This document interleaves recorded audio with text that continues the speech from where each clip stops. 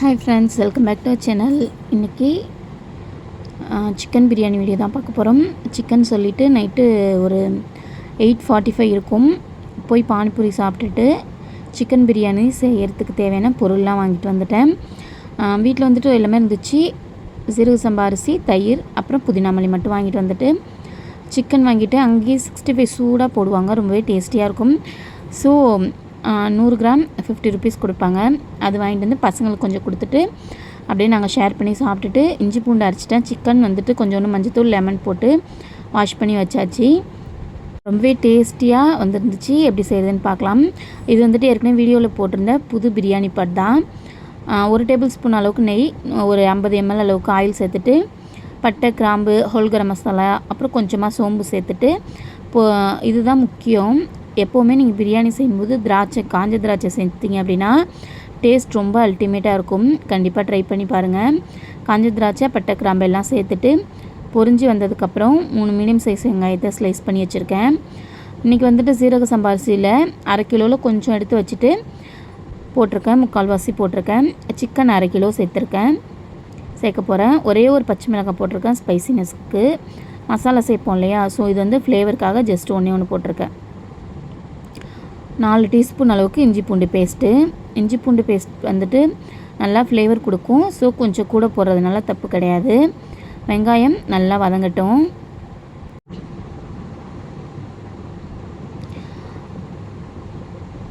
ரெண்டு பெரிய சைஸ் தக்காளியை ஸ்லைஸ் பண்ணி வச்சுருக்கேன், அதையும் சேர்த்துக்கலாம்.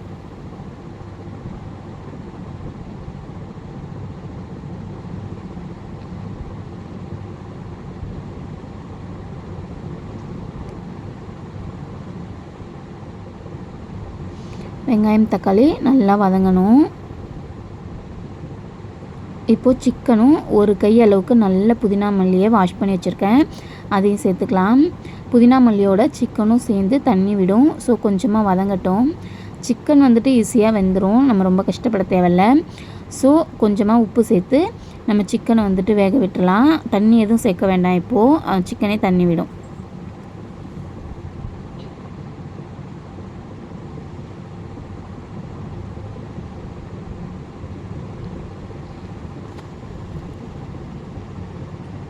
இப்போது மூடி போட்டு வேக வச்சிடலாம்.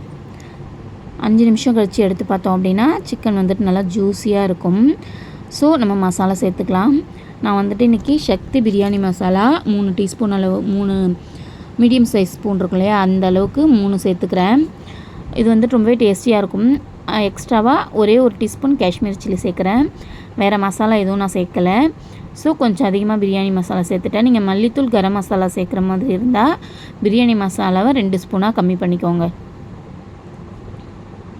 இப்போது சிக்கனை நல்லா கிளறி விட்டுலாம். சிக்கன் வந்துட்டு ரொம்பவே உண்மையிலே டேஸ்டியாக இருந்துச்சு, சாஃப்டாக வெந்திருந்துச்சு. ஸோ நம்ம வந்துட்டு தயிர் சேர்க்கறதுனால சிக்கன் சாஃப்டாகும். இந்த டைமில் தான் தயிர் சேர்க்கணும். இப்போ தயிர் சேர்த்துட்டு நல்லா கிளறி விட்டுக்கலாம். சீரக சம்பா அரிசி சேர்க்குறீங்க அப்படின்னா 1 டம்ளர் அரிசிக்கு கரெக்டாக 2 கிளாஸ். ஏற்கனவே நமக்கு சிக்கன் தண்ணி விடும் அப்படின்றதுனால கொஞ்சம் குறைச்சி சேர்த்துக்கலாம். கூட சேர்த்தோம் அப்படின்னா அரிசி வந்துட்டு ரொம்ப குழஞ்சி மாதிரி ஆகிடும். ஸோ இந்த மாதிரி சேர்த்தா தான் நமக்கு நல்லா வேறையாக இருக்கும். பாருங்கள், சிக்கன் தண்ணி விட்டு தயிரும் சேர்ந்து நல்லா ஜூஸியாக இருக்குது.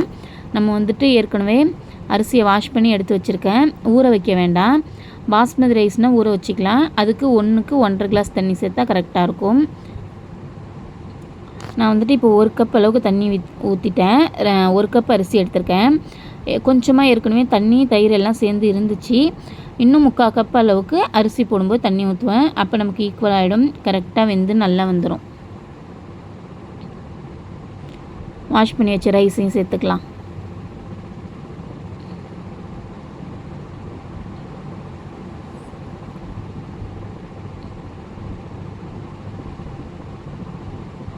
நல்லா கிளறி விட்டுக்கலாம். அடி பிடிக்காமல் இருக்கும். அடியிலேருந்து கிளறணும். அப்போ தான் மேலே வந்துட்டு காரமாகவும் உள்ளே வந்துட்டு அப்படியே ஒயிட்டாகவும் இருக்காது. ஸோ நல்லா அடியிலேருந்து ஒரு கிளறிட்டு அதுக்கப்புறம் கொஞ்சமாக மல்லித்தழை போட்டு பிளேட் போட்டு மூடி வச்சிடலாம். இப்போ ஃபுல்லில் வச்சுருக்கேன். இந்த மாதிரி அரிசி தண்ணி ஈக்குவலாக வர ஸ்டேஜில் அடுப்பை சிம்மில் போட்டு நம்ம வந்து தம் போட்டுடலாம். கரெக்டாக டைம் கணக்கு வச்சுக்கோங்க. 10 நிமிஷம். கரெக்டாக 10 நிமிஷத்துக்கு அப்புறம் அடுப்பை ஆஃப் பண்ணிவிட்டு அதுலேருந்து ஒரு 5 நிமிஷம் கழித்து இதை ஓப்பன் பண்ணோம் அப்படின்னா சூப்பராக நமக்கு வந்துட்டு இது ஜீரக சம்பா அரிசியில் பிரியாணி ரெடி. இப்போ எடுத்துட்டேன். ரொம்ப வெயிட் வைக்கல, அந்த எடிக்கல் இருக்கும் இல்லையா, அதை தான் தூக்கி வச்சுருந்தேன். பாருங்கள், தண்ணியும் அரிசியும் ஈக்குவல் ஆகிடுச்சி நல்லா. இப்போ வந்துட்டு கரெக்டாக ஈக்குவல் ஆகிருக்கு. இன்னும் ஒரு 5 நிமிஷம் மூடி வச்சோம் அப்படின்னா நல்லா கரெக்டாக வந்துடும் நமக்கு.